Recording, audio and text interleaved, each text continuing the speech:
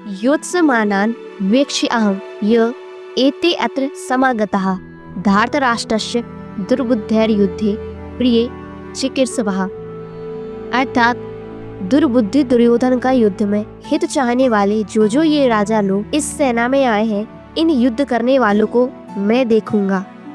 प्रश्न, दुर्योधन को अर्जुन ने दुर्बुद्धि क्यों बतलाया? उत्तर, वनवास तथा अज्ञातवास के 13 वर्ष पूरे होने पर पांडवों को उनका राज्य लौटा देने की बात निश्चित हो चुकी थी और तब तक वह कौरवों के हाथ में धरोहर के रूप में था, परंतु उसे अन्याय पूर्वक हड़प जाने की नियत से दुर्योधन इससे सर्वथा इनकार कर गए। दुर्योधन ने पांडवों के साथ अब तक और तो अनेकों अन्याय तथा अत्याचार किए ही थे, परंतु इस बार उनका यह अन्याय तो असहन ही हो गया। दुर्योधन की इस पाप बुद्धि का स्मरण करके अर्जुन उन्हें दुर्बुद्धि बतला रहे हैं।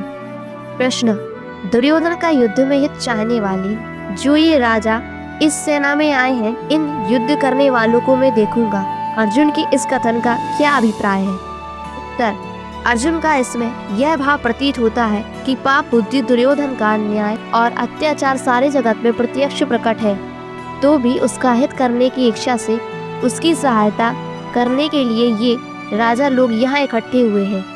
इससे मालूम होता है कि इनकी भी बुद्धि दुर्योधन की बुद्धि के समान ही दुष्ट हो गई है, तभी तो ये सब अन्याय का खुला समर्थन करने के लिए आकर जुटे हैं और अपनी शान दिखाकर उसकी पीठ ठोक रहे हैं तथा इस प्रकार उसका हित करने जाकर वास्तव में उसका अहित कर रहे हैं।